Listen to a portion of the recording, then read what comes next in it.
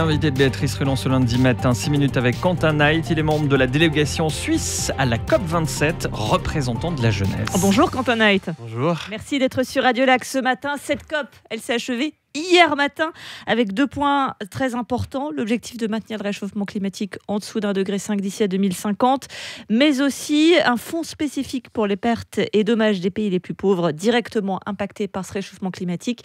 La question évidemment qu'on se pose, c'est échec ou réussite pour cette COP 27 ?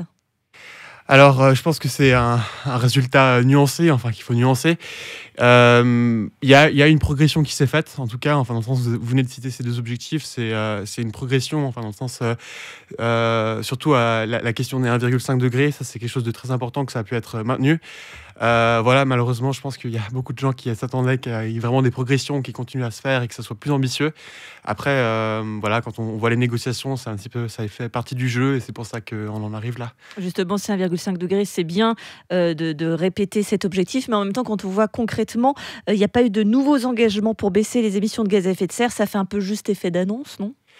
Oui, après, ce qui est important, c'est qu'en début de COP... Je vous dis, je vais maigrir, mais je vais continuer de manger des pains au chocolat tous les matins, oui, je ne maigrirai pas. Non, mais c'est vrai, mais après, c'est vrai qu'en début de COP, il y avait quand même cette peur en fait, que cet objectif-là ne soit pas maintenu. Alors en fait, pour beaucoup de personnes, ça peut paraître... ça fait effet d'annonce, mais on a quand même réussi à maintenir cet objectif politique. C'est quelque chose de très important. Après aussi pour les pays notamment du Sud, les pays en développement, la question de loss and damage, les financements en fait pour les pertes et dommages à l'étranger, ça c'est quand même quelque chose de très positif, enfin pour eux en tout cas. Donc il y a eu quand même une progression dans ce sens-là, mais c'est pas de la mitigation en tant que telle. Quentin Knight, vous avez participé à cette COP 27. C'est comment de l'intérieur une COP 27 ? Alors c'est extrêmement complexe. Vous savez, il y a différentes zones. Il y a les zones de négociation, il y a des pavillons avec des pays qui expliquent ce qu'ils font dans leur pays. Il y a des conférences en même temps. Alors, ça prend quelques jours pour s'adapter. En fait, il y a beaucoup de choses qui se passent, beaucoup de gens à rencontrer, des événements tout le temps, en fait. Alors, vous étiez spécifiquement, Quentin Knight, Youth Delegate for Climate, membre de la délégation suisse. C'est quoi Youth Delegate for Climate ? Alors, en tant que tel, donc c'est un partenariat, en fait, un mandat qui a été créé dans un contexte de partenariat entre l'Office fédéral de l'environnement et le Conseil suisse des activités de jeunesse. Et l'idée, en fait, c'est d'avoir un représentant de la jeunesse dans la délégation, comme ça se fait pour de nombreux autres pays, enfin, qui ont des programmes même plus développés que nous en Suisse. Et donc, l'idée, c'est de vraiment avoir un représentant qui représente la jeunesse suisse. Vous étiez donc la voix de la jeunesse suisse à la COP27. Une sacrée responsabilité sur les épaules, ça, dites-moi. Oui, d'une certaine façon. Après, je pense qu'aussi, le défi, c'est de... Bien sûr, enfin, moi, j'ai une vision assez ambitieuse de tous ces objectifs. Après, je sais qu'il y a d'autres jeunes qui n'ont pas forcément ces mêmes ambitions en termes de négociation. Donc, c'est difficile d'essayer de représenter un certain consensus dans la jeunesse. D'ailleurs, vous avez porté quoi comme message, vous ? Alors, je pense qu'en tant que tel, il y avait beaucoup de jeunes représentants de d'autres délégations. C'était vraiment l'importance de l'inclusion de la jeunesse dans les négociations. Parce que, voilà, en fait, on est les futurs décideurs, on est les décideurs de demain. On est aussi une génération qui va vivre avec les conséquences du réchauffement climatique. Et donc, c'est important, en fait, que nous, on soit vraiment représentés dans ces négociations, qu'on participe et que notre voix soit prise en compte. Justement, vous avez été invité, c'est très bien, mais est-ce que vous avez vraiment l'impression que vous avez réussi à faire porter votre message auprès des grands ? Alors, je pense que, vous savez, cette année, il y avait quand même une énorme progression en termes de représentation de la jeunesse. Il y avait un pavillon jeune représentant, en fait, à la COP, qui est un énorme progrès par rapport aux autres COP où il n'y avait pas ce pavillon.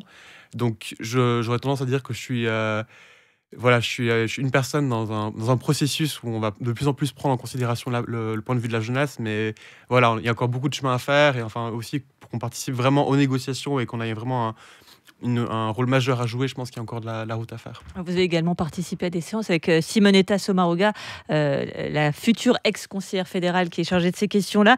Vous avez l'impression justement d'avoir été entendue par Simonetta Sommaruga ? Alors je pense que j'étais vraiment... on a eu une discussion très agréable. Enfin, je pensais que...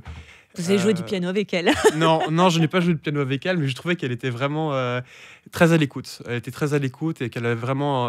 ça se voyait qu'elle avait envie de parler avec nous. Ça, c'était vraiment une bonne chose. Alors, bien sûr, elle était très pressée par le temps parce qu'elle devait négocier avec d'autres ministres en même temps. Elle devait participer à beaucoup de réunions, mais elle était là, elle nous a quand même écouté pendant, je pense, 45 minutes. Donc, elle a quand même pris pas mal de temps avec nous. Alors après, voilà, on s'attendait un petit peu aux réponses qu'elle nous a données, mais Vous lui demandiez quoi? alors, vous savez, en fait, bien sûr, il y avait justement cette question d'inclusion de la jeunesse, enfin, dans les négociations pour la Suisse, et ça, elle était très à l'écoute pour développer le programme. Il y avait aussi bien sûr la question d'une cohérence politique, en fait, que en Suisse, finalement, voilà, on a envie d'être ambitieux, mais que de temps en temps, il y a des décisions qui sont prises et qui sont contradictoires d'une certaine façon. On va aider à la construction d'infrastructures très polluantes et en même temps, on développe des politiques climatiques. Donc il y a une espèce de contradiction des fois, donc on essaie d'aller dans le même sens. Donc voilà, c'est ce genre de sujet, et aussi la question des pertes et dommages pour les pays en développement, parce que ça, il y a beaucoup de la jeunesse d'autres pays qui nous ont dit s'il vous plaît, mettez la pression sur les décideurs dans votre délégation, dans votre pays pour augmenter la pression, ce qui est normal quand on voit les effets du réchauffement climatique dans leur pays. Pour terminer, Quentin Knight, après une telle expérience, après avoir justement côtoyé ces jeunes de tous les pays, vu les conséquences directes de ce réchauffement climatique, pour vous, j'ai envie de dire que la suite, c'est quoi? Il faut agir absolument? Il faut agir absolument. Enfin, je pense que beaucoup de personnes ont de la peine à se rendre compte dans la situation dans laquelle on est actuellement. La situation, malheureusement, s'empire parce que les émissions continuent à augmenter. Il nous reste de moins en moins de temps. Après, il faut garder espoir. Il faut continuer à lutter pour ça, parce que voilà, le jeu en veut la chandelle, parce qu'on parle quand même de garantir un futur pour nous tous. Merci beaucoup, Quentin Knight, membre de la délégation suisse à la COP27 et qui était donc représentant de notre jeunesse. Merci d'avoir été sur Radio Lac ce matin. Merci beaucoup.